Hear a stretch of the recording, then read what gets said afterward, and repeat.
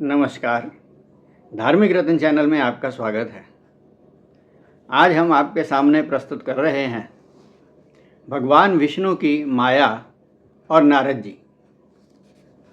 भगवान विष्णु की माया बहुत ही दुष्कर है। उसे बड़े बड़े देवता एवं ऋषि मुनि भी जान नहीं सकते। माया इतनी प्रबल है कि प्रत्येक प्राणी उसी के प्रभाव में खिंचा हुआ विभिन्न कार्य करता जा रहा है। एक बार नारद जी भी इसी माया में फंस गए थे। आज हम आपको इसी कथा को श्रवण करा रहे हैं। एक समय की बात है, देव ऋषि नारद जी भगवान विष्णु के दर्शन करने के लिए वैकुंठ धाम में पहुँचे। उस समय लीलाधारी विष्णु जी लक्ष्मी जी के साथ बैठे कुछ बातें कर रहे थे। नारद जी को आता देखकर लक्ष्मी जी वहाँ से उठकर चली गई और विष्णु जी ने नारद जी का स्वागत किया और बैठने के लिए उन्हें सुंदर आसन दिया। नारद जी ने कहा, प्रभु, मेरे आते ही माता लक्ष्मी क्यों उठकर चली गई? क्या मैं धूर्त हूँ या नीच हूँ? प्रभु, मैं तो एक तपस्वी हूँ। मेरी इंद्रियां मेरे वश में हैं। मैंने क्रोध पर विजय प्राप्त की हुई है। मेरे ऊपर माया का कोई प्रभाव नहीं पड़ता। नारद जी की ये बातें अभिमान भरी थी, पर विष्णु जी ने मुस्कुराते हुए कहा कि स्त्री को बिना कारण पर पुरुष के सामने नहीं आना चाहिए। इसलिए लक्ष्मी जी अंदर चली गई हैं। परंतु नारद जी, आपने जो अभी कहा कि आपने माया को जीत लिया है, ऐसा कभी नहीं कहना चाहिए। सनकादिक मुनि, सभी देवता अभी तक ऐसा नहीं कर पाए हैं कि वे माया के वश में ना हो जाएं। काम भी माया का ही एक रूप है और उसके वश में होकर बड़े बड़े व्यक्ति भी माया के परिणाम स्वरूप उसमें फंस जाते हैं। यह सुनकर नारद जी बोले, प्रभु, मैं आपकी माया को देखना चाहता हूँ। विष्णु जी ने कहा, मेरी माया अखिल विश्व को मोहित करने वाली है और यदि तुम्हें देखने की इच्छा ही है तो अभी चलिए, मेरे साथ गरुड़ पर बैठिए। विष्णु जी की प्रेरणा से उसी समय गरुड़ जी वहाँ प्रकट हो गए। विष्णु जी ने गरुड़ पर बैठकर साथ में नारद जी को भी बिठाया और कई पर्वतों, वनों, मुनियों के आश्रमों को लांघते हुए एक दिव्य सरोवर के पास पहुंचकर बोले, इस सरोवर को देखो हे नारद, यह पवित्र सरोवर है। यहाँ स्नान करना बहुत ही उत्तम रहेगा।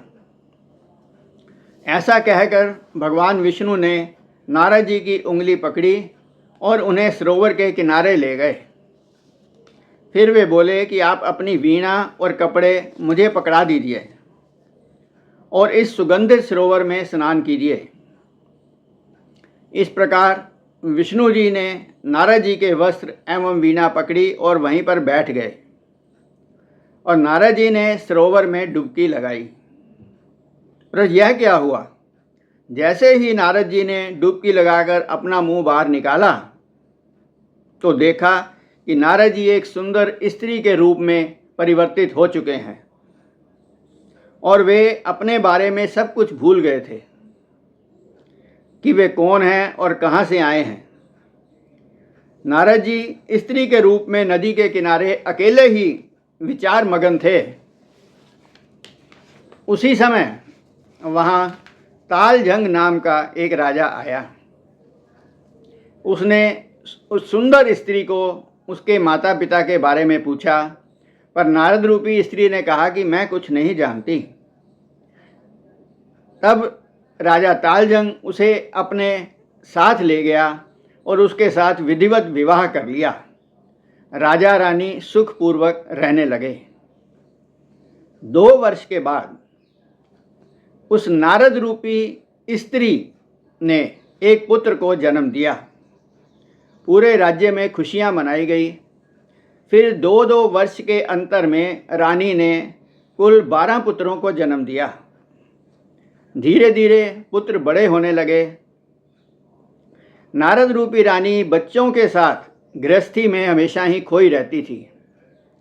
बारी बारी से सभी पुत्रों का विवाह भी हो गया और रानी की बहुओं ने भी पुत्रों को जन्म दिया। इस प्रकार रानी का परिवार बहुत ही बड़ा हो गया और वह कभी कभी बहुओं के झगड़े भी देखकर परेशान रहने लगी। वह उस गृहस्थी में पूर्णतया डूब चुकी थी। अचानक एक दिन एक दूर देश के राजा ने तालजंग के राज्य पर आक्रमण कर दिया। वह राजा बहुत ही पराक्रमी था तथा साथ में उसके बहुत लंबी चौड़ी सेना थी। तालजंग के सभी पुत्र और पौत्र युद्ध भूमि में आए, पर वे शत्रु के हाथों मारे गए। यह सारा विनाश देखकर राजा तालजंग बहुत ही दुखी हो गया और राजमहल में लौटा। रानी को सारा वृतांत सुनाया। यह सुनकर नारद रूपी रानी युद्ध क्षेत्र में आई तथा अपने पुत्र पौत्रों के शवों को देखकर वह भयंकर विलाप करने लगी। वह युद्ध भूमि में ही बैठ गई। उस समय भगवान विष्णु एक बूढ़े ब्राह्मण का रूप धारण करके वहां आए और रानी को समझाया कि यह संसार नश्वर है, तुम इतना विलाप मत करो।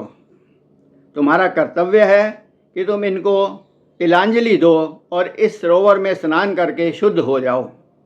यही इस संसार का नियम है। बूढ़े ब्राह्मण के बहुत समझाने पर रानी ने अपने पुत्र पौत्रों को तिलांजलि दी और शुद्ध होने के लिए सरोवर में प्रवेश किया। पर यह फिर क्या हुआ, जैसे ही रानी ने सरोवर में से मुंह बाहर निकाला तो वह पुनः नारद के रूप में परिणित हो गई और देखा कि भगवान विष्णु उसकी वीणा और वस्त्र ले करके उसकी प्रतीक्षा कर रहे हैं। उसी समय राजा तालजंग भी वहाँ पर आया और वह विलाप करने लगा कि मेरी रानी कहाँ खो गई।